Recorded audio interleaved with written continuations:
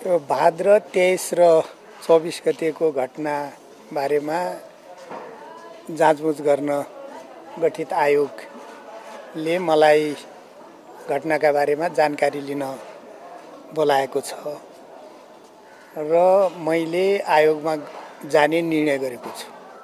पूर्व प्रधानमन्त्री तत्कालीन प्रधानमन्त्रीसँग पनि के छलफल भयो या यो विषयमा भएको छैन? मैले जाने निर्णय गरेको छु। जान्छु, आयोगमा जान्छु। कहिले जानुहुने बे? उहाँहरूले भोलिलाई भनेर बोलाउनु भएको रहेछ।